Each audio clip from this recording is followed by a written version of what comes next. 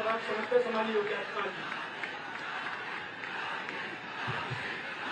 भारत माता की, भारत माता की, भारत माता की, छत्तीसगढ़ महतारी की, छत्तीसगढ़ महतारी की, दंतेश्वरी माता की, दंतेश्वरी माता की, शीतला माता की, शीतला माता की, घोड़ा देव की, घोड़ा देव की। जय श्री राम, जय श्री राम, जय जय श्री राम, जय जय श्री राम। भारतीय जनता पार्टी के लोकप्रिय नेता माननीय सांसद श्री संतोष पांडे जी, जिलाध्यक्ष पूर्व विधायक श्री अशोक साहू जी, भारतीय जनता पार्टी के प्रत्याशी कवर्धा विधानसभा क्षेत्र श्री विजय शर्मा जी, भारतीय जनता पार्टी के साझा विधानसभा क्षेत्र से प्रत्याशी श्री ईश्वर साहू जी,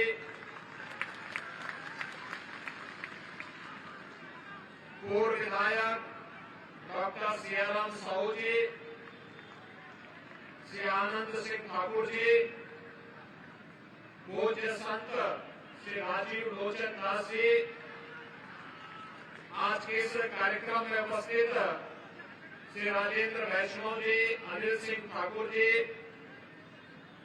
संतोष पटेल जी, नितेश अग्रवाल जी, भारतीय जनता पार्टी के सभी पदाधिकारीगण और भारी संख्या में कवर्धा क्षेत्र से यहां पर उपस्थित भाइयों बहनों,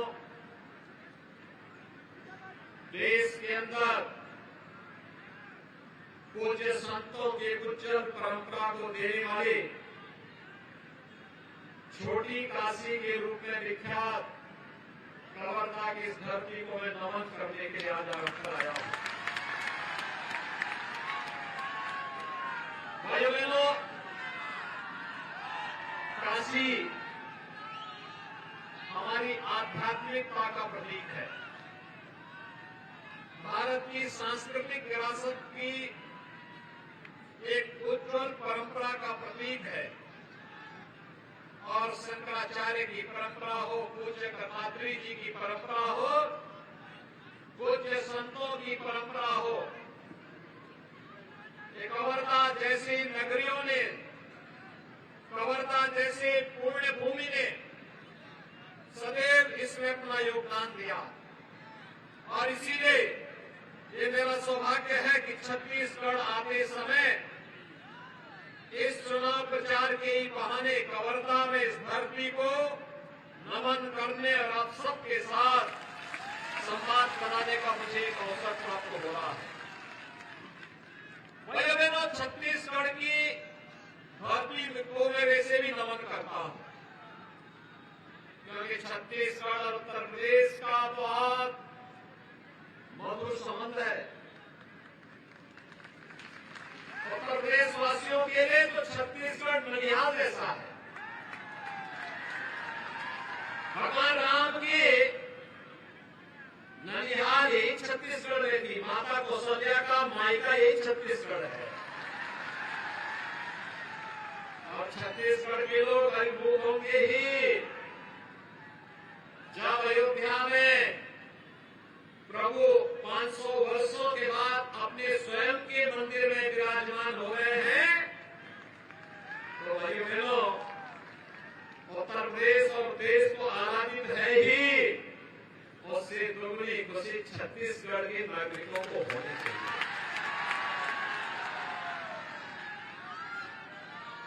भाइयों बहनों, यही आह्वान करने के लिए आया हूं। देखिए, छोटी सी गलती कितना नुकसान कर देती है। यहां पर हमें सुनने को मिलता है जब राम भक्तों पर रामनवमी के जुलूस को सरकार प्रतिबंधित कर रही है, कितना दुख होता है। लव जिहाद का विरोध करने वाला एक कार्यकर्ता की निर्मम हत्या कर दी जाती है, तब दुख होता है। उत्तर प्रदेश में भारतीय जनता पार्टी की डबल इंजन की सरकार है भाइयों बहनों, लव जिहाद को दूर कर बैन किया गया है, कानून बनाया गया है उसके खिलाफ, धर्मांतरण के खिलाफ कानून बनाया गया है। कोई इलीगल कन्वर्जन नहीं कर सकता है, और करेगा तो फिर खामियाजा भी भुगतेगा। और भाइयों बहनों, यही नहीं, छोटी सी एक गलती कितना नुकसान कर देती है अन्नदाता किसानों का, युवाओं का, बहन बेटियों का, धार्मिक पर्व और त्योहारों का, विकास का। सर्वैव अटल बिहारी वाजपेयी जी के नेतृत्व में जिस छत्तीसगढ़ की स्थापना हुई थी, जिस छत्तीसगढ़ को भारतीय जनता पार्टी की डॉक्टर रमन सिंह जी की सरकार ने विकास की एक नई ऊंचाइयों तक पहुंचा करके, विकास का गढ़ बना करके एक विकसित छत्तीसगढ़ के रूप में स्थापित करने के अभियान को आगे बढ़ाया था। भाइयों बहनों, मात्र 5 वर्ष के अंदर कांग्रेस ने अपने संस्कारों के अनुरूप यहाँ के विकास को पूरी तरह बाधित कर दिया, पूरी तरह बाधित कर दिया। गवर्नर हमारे लिए काशी जैसी पवित्र है, और सवारतन यहाँ पे अकबर जैसा व्यक्ति को बिठा दिया।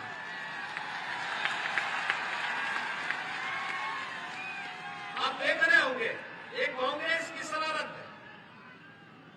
काशी जैसी पवित्र नगरी में आपकी आस्था के साथ खिलवाड़ करने के लिए कैसे व्यक्ति को बिठाया गया है, जिसको आपकी आस्था से मतलब नहीं, आपके विकास से मतलब नहीं, और जिसके संरक्षण में वे सभी तत्व फलते फूलते हैं।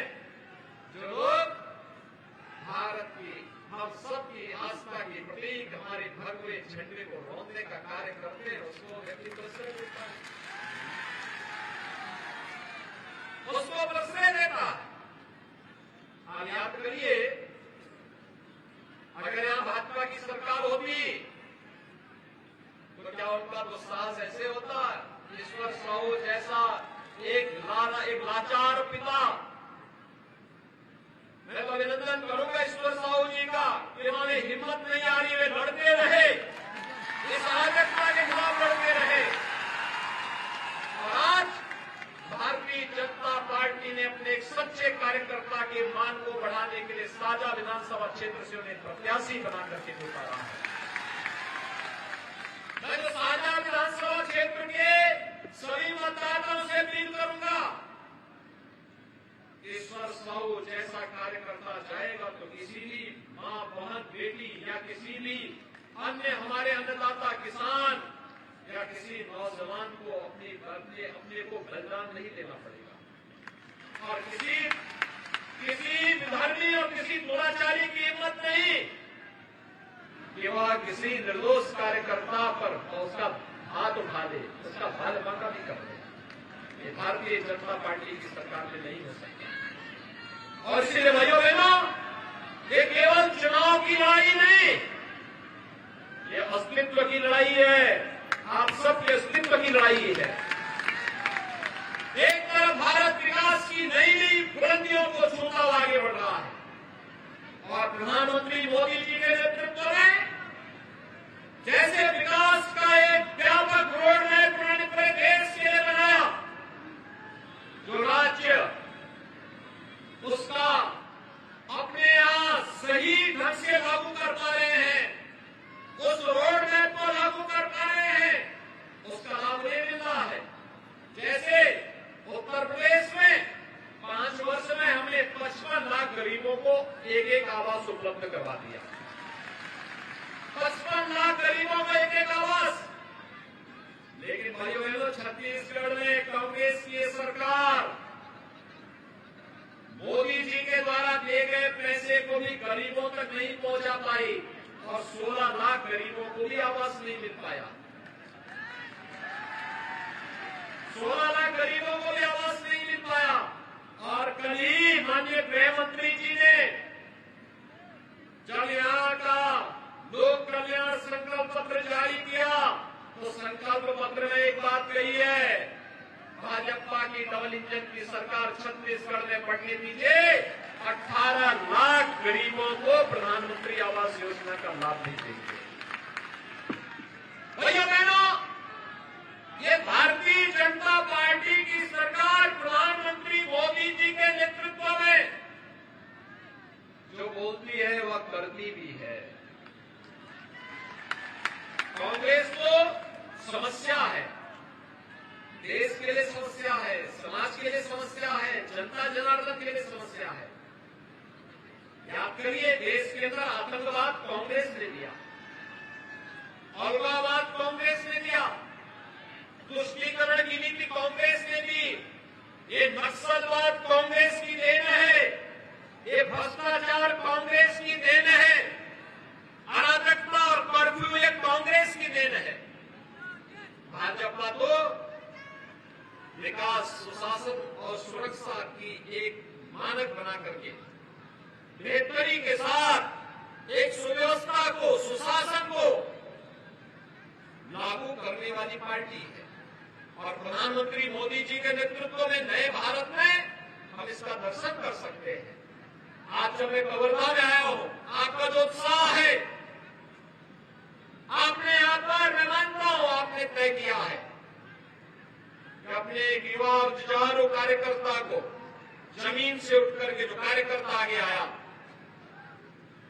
उस कार्यकर्ता विजय शर्मा को आपने जीत के लक्ष्य के साथ अपना चुनाव बना करके इस चुनाव को अपने साथ जोड़ दिया है, कोई संदेह नहीं। लेकिन भाइयों बहनों, मैं आपसे आह्वान करने के लिए आया हूं और आह्वान यही करने के लिए आया हूं, जो चीजें यहां पर हैं, मैं केवल यही पूछना चाहता हूं, हर घर नल योजना में क्या पेयजल की स्कीम कांग्रेस नेतृत्व की सरकार दे पाई? जबकि मोदी जी ने तो पैसा दे दिया, क्यों नहीं लागू कर पाई? क्योंकि नियत साफ नहीं। घोटाले पे घोटाले, और घोटाले भी इतने ज्यादा इस सरकार ने कर लिए। हम लोग एक नाम सुनते थे आज से 20 वर्ष पहले, बिहार में लालू जी ने चारा घोटाला किया, लेकिन चारे का गोबर यहां कांग्रेस के सिर से यहां निकल गया है गोबर घोटाले के लिए। आपने देखा होगा ना, 1300 करोड़ डकार गए, और जब उसकी जांच शुरू हुई तो पैकेट में मिट्टी के पैकेट पकड़े गए। गोबर यानी कंपोस्ट नहीं, गोबर वहां कोई कंपोस्ट की खाद नहीं है, वर्मी कंपोस्ट नहीं है, वहां तो गोबर की खाद के बदले, कंपोस्ट के बदले वहां एक ऐसी खाद है जो वास्तव में खाद नहीं, मिट्टी है, सादी मिट्टी है। और इसलिए भाइयों बहनों, कांग्रेस धोखा देने का काम कर रही है। युवाओं के साथ पब्लिक सर्विस कमीशन में इन्होंने घोटाला कर दिया, इन्होंने शराब का घोटाला कर दिया, और कवर्धा अब तो यहां पे वन माफिया भी पनप रहे हैं। छत्तीसगढ़ आज से नहीं, हजारों वर्षों से अपनी वन संपदा के लिए, प्राकृतिक संपदा के लिए जाना जाता था, लेकिन आज यह पूरी तरीके से इसको नष्ट करने के लिए कांग्रेस सरकार उतारने दिखाई दे रही है। और इसलिए भाइयों बहनों, मैं आप सबसे यही पूछना चाहता हूं कि कांग्रेस ने नहीं दिया, लेकिन भारतीय जनता पार्टी आपको देने के लिए आई है। भारतीय जनता पार्टी आपको देगी, कांग्रेस आपको नहीं दे पाएगी। और आज इसीलिए आकर गरीब पूछता है इसी बात को लेकर के कि हमन ला तो नहीं मिलिस, आप लोग मिलिस का? ये गरीब यही पूछता है यहां पे।